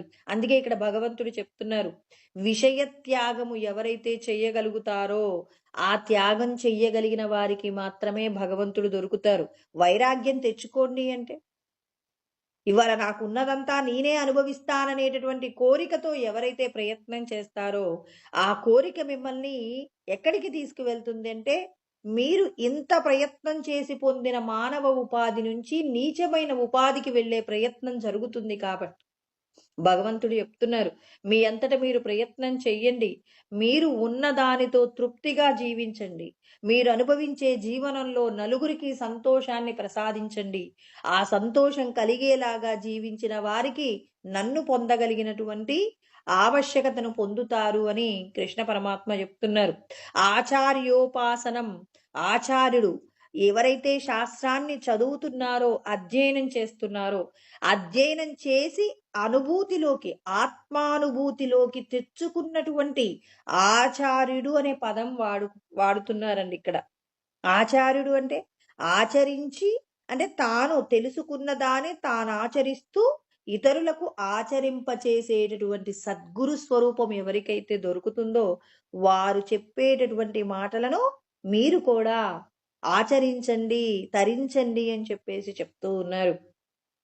అహంకారం లేకుండా ఉండండి. మీకేదైతే ఉందో అది మీరు పూర్వజన్మలలో ఎన్నో త్యాగాలు చేస్తే దొరికింది. ఆ వచ్చినటువంటి త్యాగాల ద్వారా వచ్చిన ఫలితాన్ని అహంకరించి పోగొట్టుకోకండి. ఒక వ్యక్తి ఉద్యోగం కోసం ఎంతో ప్రయత్నం చేస్తాడు. ఆ ప్రయత్నము ఎన్నో రోజుల పాటు నిద్రపోకుండా, ఆహారాన్ని తీసుకోకుండా ఎంతో కష్టపడి సంపాదించిన ఉద్యోగం, నేనింత పెద్ద ఉద్యోగం చేస్తున్నానని చుట్టూ ఉన్న వారిని నిర్లక్ష్యం చేస్తూ తాను చేసే పని పట్ల నిర్లక్ష్యంగా అహంకారంతో ప్రవర్తించాడనుకోండి, అంత కష్టపడి సంపాదించిన ఉద్యోగం పోతుందండి. తిరిగి ఉద్యోగం సంపాదించడానికి వీల్లేనటువంటి విధంగా నీ యొక్క అహంకారం ఏమవుతుంది? నిన్ను పతనానికి తీసుకెళ్తుంది. అదే విధంగా మీ జీవితంలో మీకు నేను ఏదైతే ఇచ్చానో, ఇచ్చింది ఇప్పుడు మీకు సంపద ఇచ్చారు, లేకపోతే పెద్ద పదవి ఇచ్చారు, లేకపోతే ఆహ్, ఏమంటారు, గొప్ప గొంతు ఇచ్చారు, మాట్లాడగలిగినటువంటి గొప్ప భాగ్యం ఇచ్చారు. ఇతరులకు మీరొక మాట మాట్లాడితే అవతల వారికి సంతోషాన్ని పంచగలిగినటువంటి స్వరం ఉంది. వీటన్నింటి చేత మీరేం చేయాలి? నలుగురికి ఉపకారం చేస్తూ మీరు ఎదుగుతున్న కొద్దీ ఒదిగి ఉండడం నేర్చుకోవాలి. కానీ నేనింతమందిని నవ్వించగలను, నేనింతమందిని ఓదార్చగలను, ఇంతమందిని సుఖపెట్టగలను అని అహంకరించిన మరుక్షణమే అది మీ పతనానికి హేతువవుతుంది. కాబట్టి అహంకారం అనేది ఆభరణంగా ఉండాలే తప్ప అది మిమ్మల్ని పతనావస్థలోకి తీసుకెళ్ళకూడదు. ఒక్క సత్యం గుర్తుపెట్టుకోమంటున్నారు భగవంతుడు. మీకు ఏదైనా ఒకటి ఉంది, మీకు సంపద కావచ్చు, మీరు ఇతరుల కంటే ఉన్నతంగా ఉన్నారు అంటే, ఆ ఉన్నతమైన స్థితి మీకెలా కలిగిందంటే, మీరు పూర్వజన్మలలో ఎన్నెన్నో గొప్ప గొప్ప త్యాగాలు చేశారు, దానాలు చేశారు, ధర్మాలు చేశారు, యజ్ఞాలు చేశారు. ఇతరులకు పంచి మీరు సంతోషపడ్డారు. త్యాగ బుద్ధితో జీవించారు. అలా జీవించడం వల్ల మీరివాళ పుట్టుకతోనే ధనవంతులుగా పుట్టారు. పెరుగుతున్న కొద్దీ ఒక పిల్లవాడు చూడండి, అలా వాడు ఏది చదివినా గొప్పగా ఆ క్షణంలో ఒక్కసారి చదివితే వాడు ఏకసంతాగ్రహి అంటారు. ఒక్కసారి చదివితే అట్లా రాసేస్తాడు. 100కి 100 మార్కులు తెచ్చేసుకుంటాడు. అదెలా సాధ్యమవుతుంది? భగవంతుడికి ఒకరి ప్రత్యేకమా? కాదు. వాడు చేసిన పుణ్యాన్ని భగవంతుడు ఏం చేస్తున్నారు? ఇలా అతని యొక్క ఏకసంతాగ్రహీత్వం ఏదైతే ఉందో, ఆ రూపంలో అతని యొక్క పుణ్యమంతా ఖర్చయిపోతుంది. దానిని అహంకారంతో మీరు ఏం చేస్తారు? నేను ఏదైనా చదివితే ఎంతసేపు ఒక్కసారి ఇలా చూశానంటే అలా నేను అప్పజెప్పేస్తానంటాడు. ఎప్పుడైతే నువ్వు అహంకరిస్తావో ఆ అహంకారం ఏమవుతుంది అంటే నీ పుణ్యాన్ని తరగదీస్తుందని. ఎదిగిన కొద్దీ ఒదగమంటే భగవంతుడు ఏం చెప్తున్నారు? మీరు ఎదుగుతున్నారు అంటే మీరు ఒదిగేటటువంటి తత్వాన్ని పెంచుకున్నప్పుడు అది మిమ్మల్ని ఉన్నతమైన శిఖరాలకు తీసుకువెళ్తుంది. అలా కాకుండా మీరు పతనమవుతున్నారు అంటే మీ యొక్క అహంకారమే మిమ్మల్ని నాశనం చేస్తుంది. కాబట్టి అహంకారం ఉండకూడదు. ఇంద్రియార్థేషు వైరాగ్యం మనహంకారమేవ చ జన్మ మృత్యు జరా వ్యాధి దుఃఖ దోషానుదర్శనం. మీరేదైతే శరీరం పొంది ఇది నాది నాది అంటున్నారో దీనికి ఉన్నటువంటి లక్షణాలు పుట్టుక, మరణము, తర్వాత వ్యాధులు, వృద్ధాప్యము, ఇవన్నీ కూడా మీ జీవితంలో జరుగుతూ ఉంటాయి. కాబట్టి వీటన్నింటినీ కూడా మీరు విచారణ చెయ్యండి. ఒక్కొక్క దాన్ని అనుక్షణము కూడా వీటి వల్ల పొందేటటువంటి దుఃఖాన్ని ప్రతిక్షణం గుర్తుపెట్టుకోండి. ఈ శరీరము నేను కాదు, తరిగిపోయే ఈ శరీరం నేను కాదు, అనారోగ్యంతో ఉన్న శరీరం నేను కాదు, ఈ పుట్టుక వలన పొందినటువంటి శోకాన్ని నేను పొందకూడదు. మరణము యందు నేను ఆనందమునే పొందాలి అంటే దేహ సంబంధమైన విషయాలు శాశ్వతం కాదని, శాశ్వతమైన వస్తువు కోసం నేను పరితపించాలని ఎవరైతే సద్గురువుని, శాస్త్రాన్ని, భగవంతుణ్ణి నమ్మి సాధన చేస్తారో వారికి ముక్తి దొరుకుతుంది. దానికి అడ్డుగా ఉన్నటువంటి అసక్తిరన విశ్వంగ పుత్రదార గృహాదిషు, భార్య బిడ్డలు, తర్వాత మనకు ఉన్నటువంటి వస్తు సంపదలన్నీ కూడా ఈ శరీరం విడిచిపెట్టిన తర్వాత ఇవన్నీ మీకు ఒక స్వప్నము మాదిరిగానే ఉంటాయి. ఇవన్నీ మీ వెంట రావు. వీటికి సంబంధించిన ఉనికిని వెంట పెట్టుకొని వెళ్ళకండి. అంటే ఏంటి? ఈ శరీరానికి సంబంధించి నాకున్నటువంటి భర్త, పిల్లలు, కుటుంబము, ఇంకా నాకెవరెవరైతే ఇష్టమో, నాకెవరెవరైతే ఇష్టం లేరో వీళ్ళందరినీ నేను చనిపోయిన తర్వాత మరి ఈ దేహంతో అందరినీ విడిచిపెడతాను. కానీ వీళ్ళ మీద ఉన్న మమకారము, ద్వేషాన్ని నేను గనక వెంటబెట్టుకొని వెళ్ళానంటే మళ్ళీ మళ్ళీ శరీరాలు పొందాలి. ఇలా శరీరాలు పొందకుండా ఉండాలంటే ఇవన్నీ పర్మనెంట్ కాదు. ఇది కేవలం ఒక నటన. ఇది ఒక మిథ్య. ఇది ఒక భ్రాంతి చేత నేను వీటి మీద అభిమానం పెంచుకుంటున్నానని, వీటి మీద ఉన్నటువంటి అభిమానాన్ని తగ్గించుకుంటూ సత్య వస్తువైనటువంటి తన స్వస్వరూపం మీద తనకు ఎప్పుడూ కూడా నమ్మకం ఉన్నప్పుడు ఆ స్వస్వరూపాన్ని గనక ఎవరైతే నిరంతరము స్మరిస్తుంటారో, స్మరించాలి అంటే ఒకటి గుర్తుపెట్టుకోవాలి. నేను సచ్చిదానంద ఆత్మని అని నేను నమ్మితే నాకు జరిగేటటువంటి ప్రతి విషయానికి సంబంధించి ఎవరు బాధ్యులు? ముందు నేనే బాధ్యులు. నాకు ఇవాళ కష్టం వచ్చింది, ఎవరు బాధ్యత?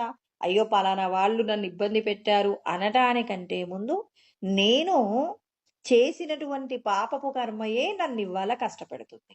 ఇవాళ నేను సంతోషంగా ఉన్నాను, నా వెంట నలుగురు నన్ను సంతోష పెట్టడానికి ఉన్నారు అంటే అది నేను ఇతరులకు చేసినటువంటి పూర్వజన్మలలో కానీ ఈ జన్మలలో కానీ నేను చేసినటువంటి మంచి నన్ను సంతోష పెడుతుంది. అంటే నేను అనుభవించే దుఃఖము, నేను అనుభవించేటటువంటి కష్టానికి ఎవరు బాధ్యులు? మనమే. మనమేం చేస్తాం? పక్కవాడి మీద నింద వేసే ప్రయత్నం చేస్తాం. ఆ నింద వలన ఏమవుతుంది?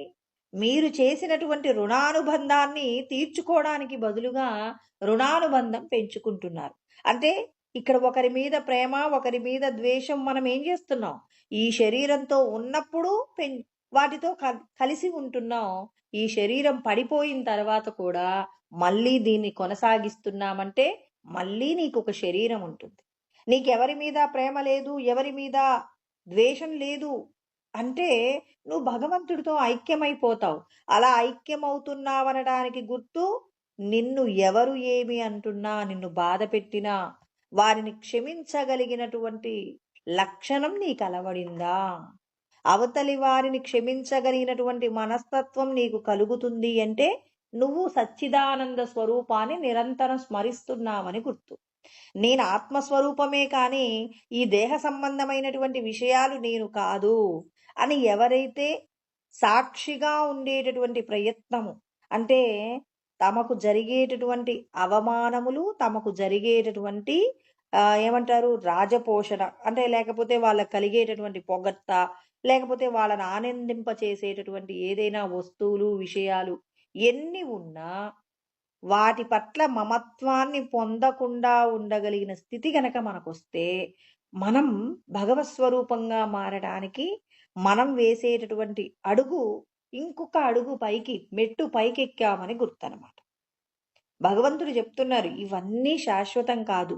శాస్త్రం చదవడం వల్ల మనకేంటి ప్రయోజనం అంటే మన జీవితంలో జరిగేటటువంటి ఆనందకరమైన, దుఃఖకరమైన విషయాల నుండి మనం బయటపడడానికి, ఆనందంలో పొంగిపోకుండా, దుఃఖమునందు కృంగిపోకుండా మనల్ని మేరు పర్వతం వలె స్థిరంగా ఉండగలిగిన శక్తిని మనకు ప్రసాదిస్తాయన్నమాట. అందుకే శాస్త్రాధ్యయనం చేసినటువంటి శ్రీరామచంద్రుడు ఎలా ఉన్నారు? తనని ఈరోజు ఏమని చెప్పారు? రేపొద్దున్నే నీకు పట్టాభిషేకం అన్నారు. తర్వాత పట్టాభిషేకం అని వెళ్ళిపోతే నువ్వు అడవులలోకి వెళ్ళాలి అంటే ఆయన పట్టాభిషేకం పొందుతావు అంటే ఎక్కువగా ఆనందించాల.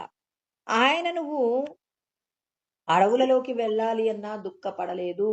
అదే స్థితిని అతను మెయింటైన్ చేశాడు కాబట్టి శ్రీరామచంద్రుడు ఇవాళ భగవంతుడయ్యారు. మనం ఎందుకు కాలేకపోతున్నామంటే కష్టం వస్తే ఏడుస్తాం, ఆనందం వస్తే పొంగిపోతాం. భగవంతుడు అంటారు మీ అందరికీ తెలుసు, తెలియంది ఏమీ లేదు. కష్టం వస్తే ఏడవకండి, సంతోషం వస్తే పొంగిపోకండి. మీరు అలా మేరు వలె ధీరత్వముతో ఉండగలిగినటువంటి శక్తిని మీరు సంపాదించుకోండి. ఇక మిమ్మల్ని వేరెవరో వచ్చి భగవంతుణ్ణి చెయ్యక్కర్లా. మీ అంతట మీరే భగవత్ స్వరూపాన్ని అనుభవంలోకి తెచ్చుకుంటారని భగవంతుడు చెప్తున్నారు. కానీ మనందరికీ అది ఎలా చెయ్యాలో అర్థం కాదు. అదేంటి, కష్టం వస్తే ఏడవకుండా ఎలా ఉంటాం, సుఖం వస్తే సంతోషపడకుండా ఎలా ఉంటామంటే ఇది నేను అనుకుని దాని మీద మమత్వం పెంచుకున్నప్పుడు ఆనందిస్తాం. ఒక పని చేశానండి, ఇప్పుడు నేను చేసిన పనికి అవతలి వాళ్ళకి నచ్చింది, వాళ్ళు నన్ను పొగుడుతున్నారు. అప్పుడు నాకేమనిపిస్తుంది? అవును, నేను వీళ్ళకి ఉపకారం చేశాను కదా అని చెప్పేసి నేనేం చేస్తాను? ఆనందిస్తాను. ఇప్పుడు నన్ను ఎవరైనా వచ్చి తిట్టగానే అయ్యో నేనేమీ అనలేదు, ఎందుకు వీళ్ళకి నా మీద కోపం వచ్చింది అని చెప్పి నేను బాధపడతాను. అని ఇప్పుడు బాధపడుతున్నావు, పొంగిపోతున్నావు. ఈ రెండు విషయాలు జరుగుతున్నాయంటే ఈ శరీరమే నేను అనేటటువంటి భ్రాంతి నీకు వచ్చింది. ఇప్పుడు నేనున్న ఇల్లు సొంత ఇల్లు కాదనుకోండి. ఇప్పుడు ఈ ఇంటికి సంబంధించి ఎవరో వచ్చి దీన్ని ఏం చేశారు? ఎవరో ఆక్రమించుకునే ప్రయత్నం చేశారు. ఇప్పుడు నేను భయపడతానా? నేనేమీ భయపడను. ఎందుకు? ఇది నా ఇల్లు కాదు. ఈ ఇల్లు కాకపోతే ఇంకొక ఇల్లు కిరాయికి తీసుకుంటాను. ఇప్పుడు ఈ బాధ అంతా ఎవరిది? ఇంటి ఓనర్. ఇప్పుడు ఈ శరీరానికి సంబంధించి కూడా దుఃఖం వచ్చిందనుకోండి, ఈ శరీరం నేను కాదన్నప్పుడు దీనికి వచ్చే దుఃఖం నాదెందుకు అవుతుంది? ఇది ఈ ఇంట్లో నేను రెంట్‌కుంటున్నానని మనము గనక అర్థం చేసుకొని, అంటే మనమందరం ఈ శరీరంలో రెంట్‌కుంటున్నామనే సత్యం గుర్తుపెట్టుకొని, నాకు సంబంధం లేదు, ఈ శరీరానికి సంబంధించి పలానా వ్యాధొచ్చింది. ఎందుకొచ్చింది ఈ వ్యాధి? ఎందుకొచ్చింది అంటే, ఈ పూర్వజన్మల్లో చేసిన పుణ్యం అయిపోయన్నుండాలి. ఈ జన్మలో నేను తినకూడని పదార్థాలు తినడం, ఎవరికైనా కావాలని ద్రోహం చేయడం, ఇవన్నీ అండి. కేవలం ఆహారమనే అనుకోకండి. ఆహారంతో పాటుగా మనం చేసేటటువంటి పనులలో ఉన్న దోషాలు మన శరీరానికి సంబంధించి అనారోగ్యాలు రావటం, ఆ తర్వాత మన కుటుంబంలో రకరకాలైనటువంటి ఆర్థికపరమైనటువంటి మనం భరించలేనటువంటి దుఃఖాలొస్తున్నాయంటే, మన ప్రవర్తన, మనం తీసుకునే ఆహారం. అంటే కొన్నేమో మనం స్వప్రయత్నం చేత చేసినటువంటి ఫలితాలు, తర్వాత పూర్వజన్మల్లో చేసిన సంస్కారాలు. ఈ శరీరం నేను కాదు అని అన్నప్పుడు, ఈ శరీరం ఎవరిది? భగవంతుడిది. మరి భగవంతుడిది అయినప్పుడు ఈ ఇంటిని నేనెలా చూసుకోవాలి? భగవంతుడు చెప్పిన నియమాల మేరకు ఈ శరీరాన్ని నేను వాడుకోవాలి. ఇప్పుడు ఈ ఇల్లు నాది కాదు అని చెప్పేసి, నేను గోడకి రంధ్రాలు నాకిష్టమైనటువంటి విధంగా రంధ్రాలు పెట్టాననుకోండి, ఇంటి ఓనర్ ఏం చేస్తాడు? "వెళ్ళండమ్మా" అంటారు. దీనికి ఫైన్ కట్టి వెళ్ళండి అంటారు. ఉత్తగా వెళ్ళమండు. ఎందుకు? అతడు రిపేర్ చేయించుకున్న డబ్బులవుతాయి గదా! అందుకని జెప్పేసి. భగవంతుడు కూడా అదే. ఆయనిచ్చిన శరీరాన్ని ఆయన చెప్పిన నియమాల మేరకు, ఇంటి ఓనర్ మనకి ఇల్లు ఇస్తే ఏమంటాడు? నేను చెప్పిన నియమాల మేరకు ఈ ఇంటిని వాడుకోవలసి ఉంటుంది. నియమాలు అతిక్రమిస్తే ఫైన్ కట్టాల్సి ఉంటుందంటాడు. జాగ్రత్త పడతాము. దీనికేదైనా అయితే భయపడం. అంటే జాగ్రత్త ఉంటుంది. దీనికేదైనా అయినప్పుడు మనం బెంగ పెట్టుకోం. అదే విధంగా భగవంతుడి యొక్క శరీరాన్ని మనమేం చేసాం? రెంట్‌కు తీసుకున్నాం కాబట్టి, ఈ రెంట్‌కు తీసుకున్న ఇంటిని నేను అది తినాలి, ఇది తినాలి, ఇలా ఉండాలి, అలా ఉండాలని కాకుండా, ఈ శరీరానికి సంబంధించి ఇంటి ఓనరు ఏదిస్తే దాంతో నేనేం చేస్తాను? హ్యాపీగా ఉంటానని, ఈ శరీరం అనే గృహాన్ని కూడా మనం ఏం చేయాలంటే, జాగ్రత్తగా ఏం చేయాలి? దీన్ని వాడుకోవాలి. వాడుకొని మనం వచ్చిన పనిని పూర్తి చేసుకోవాలి. ఏ పని మీద వచ్చాం? ఈ శరీరం లోపట ఉన్నటువంటి ఈశ్వర తత్వాన్ని అనుభవంలోకి తెచ్చుకోవడానికి వీలైనటువంటి ఉపాధి మానవ ఉపాధి కాబట్టి, ఈ మానవ ఉపాధిని ఏం చేయాలి? చాలా చక్కగా భగవత్ సంబంధమైన ఈశ్వరుడు శాస్త్రమునందు చెప్పబడినటువంటి సాధనంతా చేస్తూ మనం భగవంతుణ్ణి తెలుసుకునే ప్రయత్నం చెయ్యాలి. వివిక్త దేశ సేవిత్వం అరతిర్జన సందతి అంటారు. జన సమూహములు లేనటువంటి ప్రాంతమునందు ఒంటరిగా ఉండి నిరంతరం మయిచా అనన్యయోగేన భక్తిరవ్యభిచారిణి, అంటే పంపకము లేనటువంటి భక్తిని భగవంతుడికి మనం సమర్పణ చేస్తూ అధ్యాత్మ జ్ఞాన నిత్యత్వం తత్వజ్ఞానార్థ దర్శనం అంటారు. నిరంతరం భగవంతుడి యొక్క నామాన్ని, భగవంతుడు చెప్పిన సాధన, భగవంతుడు తత్వమునందు చెప్పబడిన విషయాలన్నీ సద్గురువుని చేరి భగవంతుడు చెప్పినటువంటి విషయాలలో ఉన్నటువంటి ఆ మర్మాలన్నీ తెలుసుకుని, ఈ శరీరంతో ఏ విధమైన సాధన చేస్తే ఈశ్వర తత్వాన్ని అనుభవంలోకి తెచ్చుకోగలమో, ఆ సాధనలన్నీ చెయ్యాలంటే ఈ దేహము నేను కాదు, ఈ శరీరము భగవంతుడి నుంచి నేనేం చేసుకున్నాను అంటే, నేను కొంత పాపపుణ్యాలనేటటువంటి ఫలాన్ని ఈశ్వరుడికిస్తే నాకిచ్చినటువంటి ఉపాధి. ఈ ఉపాధిని ఈశ్వరుడు అంగీకరించిన మేరకు నేను దీన్ని వాడుకుంటానని, నీది కాని శరీరానికి సంబంధించి జరిగే కార్యము పట్ల ఏముండకూడదు? రాగము, ద్వేషము అనేటటువంటి 2 విషయాలు విడిచిపెట్టి, నువ్వు ఈ శరీరంతో చెయ్యవలసిన సాధన యందు నిమగ్నమైనప్పుడు నీ మనస్సు నిగ్రహించబడుతుంది. నియత మానసః అన్నారు కృష్ణ పరమాత్మ. అంటే మన మనసు నిగ్రహించబడాలంటే, ఈ భార్య, బిడ్డలు అనేటటువంటి సత్యముగా కనపడుతున్నటువంటి అసత్యమైనటువంటి సంసారము యందు రమించకుండా ఉండగలిగిన శక్తిని మనం సంపాదించుకోవాలి. అంటే మన మనస్సు ఏం చేస్తుంది? పూర్వజన్మకు సంబంధించిన సంస్కారాలన్నింటినీ ఇక్కడ బయట పెడుతుంది. ఆ సంస్కారాలన్నింటినీ కూడా ఏం చేయాలి? శాస్త్రము యందు చెప్పబడినటువంటి సత్యాలను సద్గురు ముఖతా మనం నేర్చుకొని, మనం ఏం చేయాలి? ఈ శరీరానికి సంబంధించినటువంటి ఏవైతే కోరికలుంటాయో, అంటే మనసు కోరుతుంది. నాకు మామిడికాయ పప్పు పెట్టొచ్చు కదా అని అడుగుతుంది. మరి ఈ శరీరానికి ఈ పులుపు పడదు కదా! నువ్వెలా తింటావని మనసుకి ఏం చేయాలి? సంస్కరణ నేర్పించాలి. అంటే దేహానికి, మనసుకు మధ్య కూడా ఏం కలగాలి అనంటే, మనసు తనకు కోరిందల్లా చేయకూడదు. ఎప్పుడు ఎందుకు చేయకూడదు అంటే, శరీరం ఆరోగ్యంగా ఉన్నప్పుడు మాత్రమే మనం ఏదైనా సాధన చేయగలం. ఆ సాధన చెయ్యాలంటే ఇంద్రియాలు, మనసు కోరిన ప్రతిదీ కూడా ఈ శరీరానికి పెట్టామనుకోండి. అప్పుడు ఈ శరీరం వ్యాధిగ్రస్తమైందనుకోండి. ఈ శరీరం లేకపోతే మనమేం చేస్తాం? శరీరం ఉంటేనే ఇంద్రియాలుంటాయి, మనస్సుంటుంది. ఈ జీవుడి యొక్క లక్ష్యం నెరవేరాలంటే ఏం చేయాలి? ఈ శరీరాన్ని కాపాడుకోవాలి. ఈ శరీరాన్ని కాపాడుకోవాలి అంటే ఎవరిని ఆశ్రయించాలి? భగవంతుడు శాస్త్రమునందు చెప్పబడిన సత్యాలన్నింటినీ కూడా జాగ్రత్తగా ఆచరింపచేస్తూ ఈ శరీరాన్ని ఈశ్వరుడు చెప్పిన సాధన చేసేలాగా దీనిని సిద్ధపరచాలి. అప్పుడు అంటే మనస్సుకు ఎంతటి జ్ఞానము, బుద్ధి అనేటటువంటి పాత్రలో మనం పోసినప్పుడు, జ్ఞానం అనే అమృతాన్ని పోసి మనస్సు అడిగిన ప్రతి ప్రశ్నకు సమాధానం చెప్తూ, మనస్సు ఎవరి కోసం ప్రయత్నం చేయాలి? జీవుడి యొక్క ఉద్ధరణ కోసం మనస్సు ఏం చేయాలి? ఇంద్రియాలను, శరీరాన్ని కూడా ఏం చేయాలంటే భగవంతుడు చెప్పిన ఆహారము, భగవంతుడు చెప్పిన విధంగా మరి దుఃఖమునందు కృంగిపోకుండా, సుఖమునందు పొంగిపోకుండా, ఇవన్నీ తాత్కాలికమైనవే, జరిగిపోయేవే.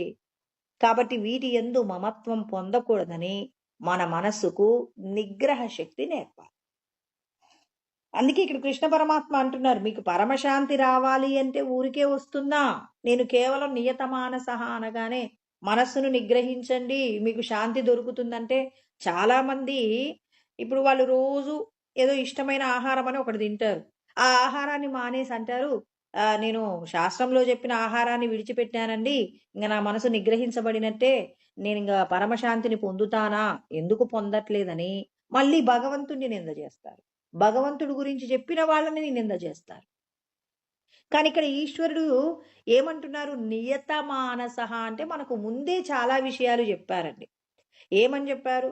ప్రశాంతాత్మ, నీ మనసు ఏ వస్తువు గురించిన ఆలోచన లేకుండా ఉండాలి. నన్నెవరో తిట్టారు అనే విషయం నాకు గుర్తు రాకుండా ఉండాలి. నా దగ్గర చాలా వస్తువులున్నాయి, నా వలన చాలా మంది బతుకుతున్నారు అనే గర్వం నీకు లేకుండా ఉండాలి. అవి రెండూ లేకుండా ఎప్పుడుంటాయి? ఈ దేహమే నేను అనేటటువంటి అభిమానం పోయినప్పుడు సాధ్యమవుతుంది. విగతభి, నేను పలానా రోజున పలానా వ్యక్తిని తిట్టాను, ఆ వ్యక్తి నాకేదైనా ప్రమాదం తలపెట్టే అవకాశం ఉందా? అంటే నీకొకరి అంటే భయం ఉందండి. ఆ భయం నుండి నువ్వు విడుదల కావాలి. మరి అలా విడుదల కావాలి అంటే, నేను పలానా రోజున పలానా వ్యక్తిని బాధ పెట్టాను, ఇప్పుడు నా పరిస్థితి ఏంటి? ఇలా అనుకున్న వారికి ప్రశాంతమైన మనసు ఉంటుందా? ముందే చెప్పారు, ప్రశాంతాత్మ విగతభి బ్రహ్మచారి వ్రతే స్థితః, బ్రహ్మమునందు చరించాలనే కోరిక. ఇప్పుడు ఈ జీవుడికి ఎప్పుడూ కూడా మనస్సు చెప్పిన ప్రతి మాటని వింటుంటాడండి. మనస్సు ఏం చేస్తుందంటే రకరకాలైనటువంటి విషయ సంస్కారాలు ఉంటాయి. పాపం దాన్నేం చేయమంటారండి? ఇప్పుడు మనం ఒక ఇల్లు ఖాళీ చేసి ఇంకో ఇంట్లోకి వెళ్ళాం. ఇప్పుడు తెలంగాణ విడిచిపెట్టి ఆంధ్ర వెళ్ళామండి. ఇప్పుడు ఈ తెలంగాణలో మనకు కొన్ని రకాలైనటువంటి సాంప్రదాయాలు, రకరకాలైనటువంటి ఆచారాలు, అలవాట్లు ఉంటాయి. ఇప్పుడు ఆంధ్రాకి వెళ్ళిన తర్వాత ఇప్పుడు మనం ఈ తెలంగాణకు సంబంధించినటువంటి సాంప్రదాయాలు, పండుగలు ఇవన్నీ కూడా మనం ఆంధ్రాలో ఉన్నప్పటికీ కూడా ఏం చేస్తాం? కొనసాగిస్తామా? విడిచిపెడతామా? అయ్యో! మనం రాష్ట్రంలో ఉంటున్నాం. మరి వీటిని విడిచిపెట్టాలి అంటే విడిచిపెడతామా? అయ్యో! నేను ఎన్ని సంవత్సరాలు తెలంగాణలో ఉన్నాను. మరి వాటికి సంబంధించినటువంటి ఆ పండుగలు అవన్నీ ఎంత సంతోషంగా జరుపుకున్నాం. ఎక్కడ ఉంటే ఏంటి ఆచరిస్తామని చెప్పేసి ఈ తెలంగాణకు సంబంధించినటువంటి అలవాట్లు, సాంప్రదాయాలు, పండుగలన్నీ ఆంధ్రాలో ఉన్నా చేస్తాం. అంటే అదే విధంగా మనం పూర్వజన్మలలో పొందిన శరీరానికి సంబంధించి ఏ ఏ సంస్కారాలు, ఏ విధమైన ఆహార పద్ధతులున్నాయో, ఎలాంటి ఎవరెవరితో స్నేహం ఉందో, ఎవరెవరితో వైరం ఉందో, అవన్నీ మనం ఏం చేస్తామంటే కొనసాగిస్తామండి. అవన్నీ మనం కొనసాగించేసి ఈ జన్మలో మళ్ళీ ఇక్కడ ఇప్పుడు మళ్ళీ తెలంగాణకు సంబంధించిన పండగలు జరపడమే కాదు, ఆంధ్రాలో చుట్టూ ఉన్న వాళ్ళు జరిపే పండగలు కూడా జరుపుకుంటాం కదండి. రాష్ట్రం మారినా అక్కడి పండగలు చేసుకుంటాం, ఇక్కడి పండగలు చేసుకుంటాం. అదే విధంగా జీవుడు కూడా ఏం చేస్తున్నాడు, పూర్వజన్మకు సంబంధించినటువంటి ఏవైతే సంస్కారాలు ఆ శరీరానికి సంబంధించి ఒకరి మీద ప్రేమ, ఒకరి మీద ద్వేషం, వాళ్ళు అనుభవించేటటువంటి ఇంద్రియాలకు సంబంధించిన విషయ వాసనలు, ఇవన్నీ అనుభవిస్తూ ఈ జన్మ ప్రయత్నం చేత మళ్ళీ కొత్త కొత్త సంస్కారాలన్నీ అలవాటు చేసుకుంటారు. ఇవన్నీ కూడా ఏమవుతుంది, మళ్ళీ మళ్ళీ శరీరాలు పొందడానికి కావలసిన స్థితినే ప్రసాదిస్తున్నాయి కానీ శాంతి పొందడానికి ఏదైనా అవకాశం ఉందా అంటే లేదండి. ఇప్పుడు సద్గురువు మనకి ఎటువంటి జ్ఞానాన్ని బోధిస్తారంటే, నువ్వు ఈ దేహానివి కాదు. అంటే మనసుకి ఇప్పుడు ఏం చేయాలి మనం, ఈ పూర్వజన్మలలో పొందినటువంటి దేహానికి సంబంధించిన సంస్కారాలు, ఈ జన్మలో సంపాదించినటువంటి సంస్కారాలు, ఇవన్నింటినీ కలబోసి జీవుడు ఏం చేస్తుంటాడు, జీవిస్తుంటాడు. ఇప్పుడు ఒక్కసారిగా మనస్సులో ఏం చేయాలంటే, భగవంతుడు శాస్త్రమునందు చెప్పబడినటువంటి విషయాలన్నింటినీ కూడా ఆచరింపచేసే ప్రయత్నం చేస్తున్నప్పుడు కొంత గందరగోళం ఏర్పడుతుంది. మనం పుట్టినటువంటి కులం కానివ్వండి, మన చుట్టూ ఉన్నటువంటి పరిసరాలు కానివ్వండి, మనం తీసుకునే ఆహారము కానీ, లేకపోతే మన అలవాట్లు, మన పద్ధతులన్నీ కూడా ఎలా ఉంటాయి, భగవంతుడు శాస్త్రమునందు చెప్పిన విషయాల కంటే కొంత వ్యతిరేక దిశలో ఉంటాయి. భగవంతుడు తినొద్దు అన్నదాన్ని మనం బాగా అలవాటు చేసుకొని ఉన్నాం. భగవంతుడు చెయ్యకూడదు అన్న పనిని బాగా అలవాటు చేసుకొని ఉన్నాం. ఇప్పుడు ఒక్కసారిగా మనం సద్గురువు దగ్గరికి వెళ్ళిన తర్వాత ఆ సద్గురువు బోధించినటువంటి జ్ఞానాన్ని మనం ఆచరింపచేసినప్పుడు చాలా గందరగోళం ఏర్పడి, ఆ గందరగోళంలో ఒక్కొక్కసారి శాస్త్రం చెప్పినట్టుగా మనం చెయ్యలేకపోతామన్నమాట. శాస్త్రం చెప్పినట్టుగా చేయలేకపోయి భయపడుతూ ఉంటాం, బాధపడుతుంటాం. శాస్త్రం చెప్పినట్టుగా బతకాలనిపిస్తుంది కానీ మనం చెయ్యాలి అంటే అలవాటు పడిన ప్రాణం అండి. ఇది తినకూడదు అంటే అది తినకుండా ఎలా ఉంటాం. ఇప్పుడు షుగర్ వచ్చింది శరీరానికి. ఇంతకుముందు స్వీట్లు తినకుండా రోజు గడిచేది కాదు. ఇప్పుడు నువ్వు ఒక్క స్వీట్ తిన్నా నీ ప్రాణం పోతుందని చెప్పారు. ఇప్పుడు ఏం చేస్తాం, ఎంత గందరగోళం. అవసరమైతే మనం ఏం చేస్తామంటే ఆల్టర్నేట్ ఆలోచిస్తాం. ఒక స్వీట్ తినడం అవసరానికి మించి రోజుకు 2 టాబ్లెట్లు వేయాలిస్తే 4 టాబ్లెట్లు వేసి ఆ స్వీట్ తింటాం. ఎందుకు? ఆ స్వీటు మీద ఉన్న మమకారం. ఇలా మీరు రోజుకు 2కు 4 టాబ్లెట్లు వేశారంటే మీ శరీరానికి సంబంధించిన అవయవాల మీద దెబ్బ పడుతుందంటే అలవాటును మాన్చలేక ఏం చేస్తుంటారు, టాబ్లెట్లైనా పెంచుతారు, ఆయుష్నైనా తగ్గించుకుంటారు కానీ అలవాటును పోగొట్టుకోరు. కొంతమంది మాత్రం ఉంటారు. భగవంతుడు అంటారు, మరి పూర్వజన్మలో నాకు ఇది ఉంది, అది ఉంది అని చెప్పేసి ఈ జన్మలో మిమ్మల్ని మీరు తెలుసుకోలేనటువంటి స్థితిలోకి వెళ్ళిపోతున్నారన్నప్పుడు, ఈ శరీరం మరణిస్తుందన్నప్పుడు భయం ఉన్న వారు ఏం చేస్తారు, అసలు ఎంత ఇష్టమున్నా ఏం చేస్తారు, బతుకు మీద ఉన్న తీపి చేత వాటిని తినటం మానేస్తారు. బతుకు మీద తీపి ఉన్నా అలవాట్లను తగ్గించుకోలేనటువంటి వాళ్ళు ఏం చేస్తారు, బ్రతికినంత కాలం ఎంతో కొంత తిని చస్తాను, అంతేగాని బ్రతికుండి ఏం చేస్తానని బతుకు విలువ తెలియనటువంటి వారు వాళ్ళు ఏం చేస్తారు, వాళ్ళ యొక్క అలవాట్లకు లొంగిపోతారు. ఇక్కడ భగవంతుడు చెప్పిన పద్ధతులు కూడా మనం పాటించాలంటే కొన్ని కోట్ల జన్మల నుంచి తయారు చేసుకున్న సంస్కారాలు మరి ఈ జీవుణ్ణి ఏం చేస్తుంటాయంటే, భగవంతుడు శాస్త్రంలో చెప్పిన విధంగా జీవించడంలో ఒక్కొక్కరు వెనకబడతారు. చాలా మంది సద్గురువు చెప్పినటువంటి ఆత్మజ్ఞానాన్ని వింటారు కానీ దానిని ఆచరణలో పెట్టుకోలేకపోతారు. ఎందుకు ఆచరణలో పెట్టుకోలేకపోతారంటే వాళ్ళ యొక్క అలవాట్లు, వాళ్ళ యొక్క పద్ధతులు, ఇంకా చెప్పాలంటే ఈ లోకంలో ఉన్నటువంటి భోగముల వల్ల పొందేటటువంటి ఏదైతే అనుభూతి ఉంటుందో ఆ అనుభూతిని విడిచిపెట్టలేక ఈశ్వరుడు ఏమంటారు, త్యాగ బుద్ధితో జీవించాలంటారు. ఇతనికి ఏమనుంటుంది, అబ్బా నేను గొప్పగా అందరి చేత గౌరవించబడాలి, నేను గొప్పగా ఉండాలి, నలుగురు పొగుడుతుంటే తన్మయత్వాన్ని పొందుతాడు.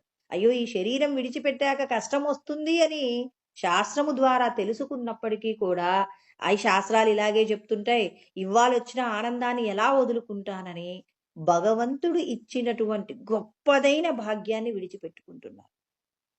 అందుకే పరమాత్మ చెప్తారు, మనుష్యానాం సహస్రేషు కచ్చిద్యతతి సిద్ధయే యతతామపి సిద్ధానాం కశ్చిన్మాం వేత్తి తత్వతః అంటారు. కొన్ని కోటాను కోట్ల మందిలో కొన్ని వేల మంది భగవంతుణ్ణి తమ లోపటనే దర్శనం చేయడానికి భగవంతుడు అవకాశం ఇస్తారు.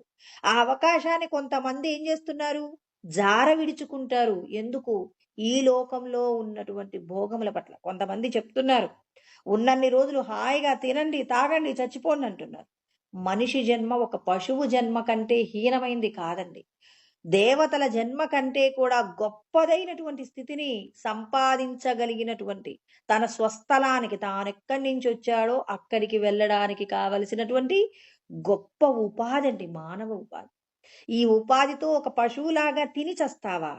కనపడిన ప్రతిదీ తింటూ ఒక పశువుకి నీకు ఏం తేడా ఉంది? పశువు కూడా తనకు కనపడ్డ ప్రతి గడ్డి తింటుందండి. ఇది మనం తినదగినదా, తినకూడదా, ఇది మన పొలమా, పక్క పొలమా అని తెలియకుండా, విచక్షణ లేకుండా తింటుంది. ఒక మనిషి కూడా కనపడిన ప్రతిదీ తిని నేను చస్తానంటున్నాడు. ఎందుకండి?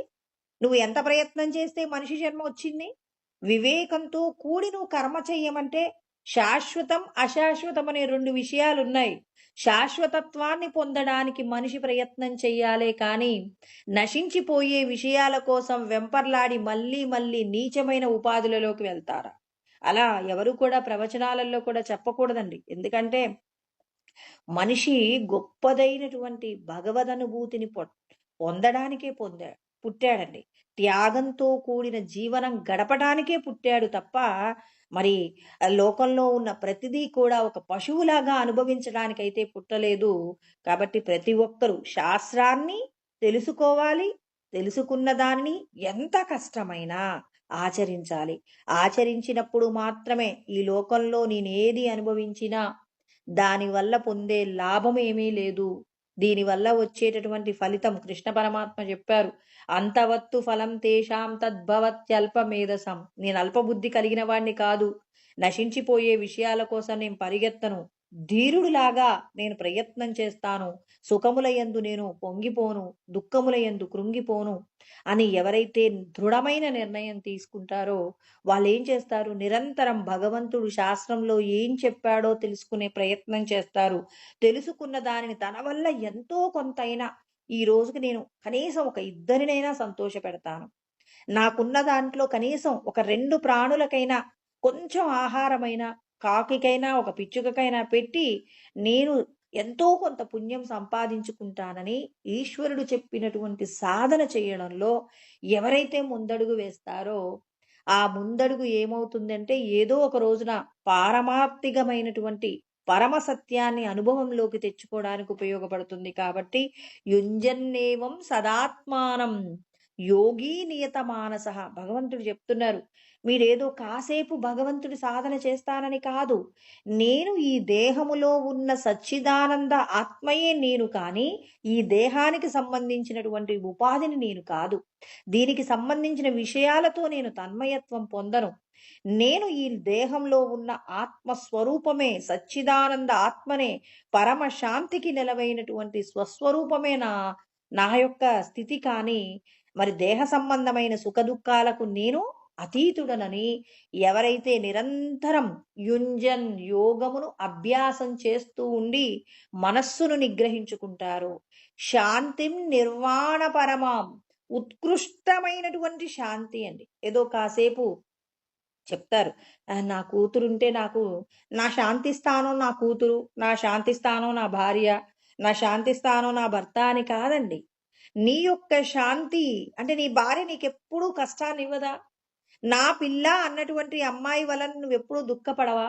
భగవంతుడు చెప్తున్నారు, ఇది నా శాంతి స్థానం అంటే ఎప్పటికీ శాంతి ఉండాలి. ఎన్ని కష్టాలు వచ్చినా శాంతినే ఇవ్వాలి తప్ప అది దుఃఖాన్ని ఇవ్వకూడదు. మరి నువ్వు నాకిది శాంతి స్థానం అన్నప్పుడు దాని వలన పూర్ణమైన ఆనందం పొందుతున్నావా?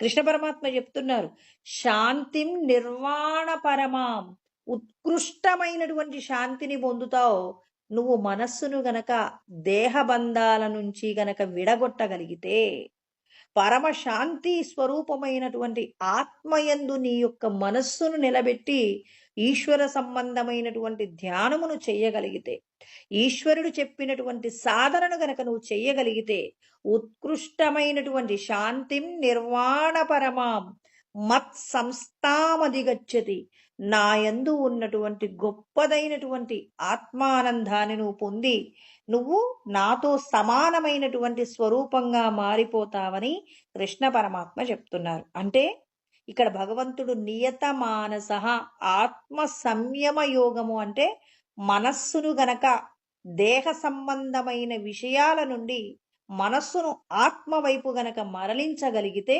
ఆ మరలించగలిగినటువంటి మనస్సు పరమ శాంతిని పొందగలిగితే, ఏ మాత్రము అశాంతి లేకుండా, దేని పట్ల భయం లేకుండా, ఈ జగత్తంతా నాయందే ఉంది అని ఎవరైతే మరి భగవంతుడి యందు మనస్సును లగ్నం చేసి నిరంతరం యోగమును అభ్యాసం చేస్తుంటారో వారికి నేను ఉత్కృష్టమైనటువంటి శాంతిని ఇవ్వడమే కాదు, నా యొక్క హృదయమునందు నాయందు మీకు స్థానాన్ని ప్రసాదిస్తానని కృష్ణ పరమాత్మ మనకిక్కడ చెప్తున్నారు. మరి అది ఎలా సాధ్యమవుతుంది? మరి ఇప్పటి వరకు అనేక సాధనలు చెప్పారు, కానీ మరి మనం దీన్ని పూర్తిగా మనం చేయగలమా అంటే ఇంకా ఆయన ఉపాయాలు చెప్తున్నారు. ఆహారానికి సంబంధించినటువంటి నియమాలు, తర్వాత ఇంకా నిద్రకు సంబంధించి మన యొక్క నడత గురించి ఇలాంటి విషయాలు అంటే ప్రతిదీ చెప్తున్నారు కృష్ణ పరమాత్మ. భగవద్గీతలో ప్రతి విషయాన్ని చెప్తారు. తీసుకునే ఆహారం దగ్గర నుంచి ప్రారంభిస్తే ఈ మనం చేసే ప్రతి పని, ఈ శరీరంతో చేసే ప్రతి పనికి, ప్రతి కదలికకు సంబంధించి మనం ఎలా ప్రవర్తించాలో ఈశ్వరుడు నేర్పిస్తారు. రేపు ఆహారానికి నిద్రకు సంబంధించినటువంటి నియమాన్ని తర్వాత శ్లోకంలో వివరణ చేస్తున్నారు. అంటే గొప్పదైన ఎలాంటి పరమశాంతి పొందుతారు, అశాంతి అనేటటువంటి దానికి అవకాశం లేకుండా మరి ఉత్కృష్టమైనటువంటి శాంతిని, మరి గొప్పదైనటువంటి పరమ పదమును పొందాలి అంటే మరి మీరు ఆహారమునందు ఎటువంటి నియమాలు పాటించాలి, మీరు ఈ నియమాలు పాటిస్తున్నారా? ఈ నియమాలు పాటిస్తే ఖచ్చితంగా మీకు ముక్తి దొరుకుతుందని మరి ఆయన తర్వాత శ్లోకంలో ఆహారానికి సంబంధించి, నిద్రకు సంబంధించి భగవంతుడు చెప్పేటటువంటి జ్ఞానాన్ని మళ్ళీ మనం రేపు తర్వాత శ్లోకంలో తెలుసుకుందామండి. ఓం సహనావతు सहनौ भुनक्तु सह वीर्यं करवावहै तेजस्विनावधीतमस्तु मा विद्विषावहै। ओम शांति शांति शांतिः। ओम आप्यायन्तु ममाङ्गानि वाक्प्राणचक्षुः श्रोत्रमतो बलमिन्द्रियाणि च सर्वाणि सर्वं ब्रह्मोपनिषदं मा अहं ब्रह्म निराकुर्यां मा ब्रह्म निराकरणोद निराकरणमस्त्व निराकरणं मे अस्तु तदात्मनि निरतेय। ఇలాంటి మరిన్ని ఆధ్యాత్మిక ప్రవచనాల కోసం మా ఛానల్ని సబ్స్క్రైబ్ చేసుకోండి.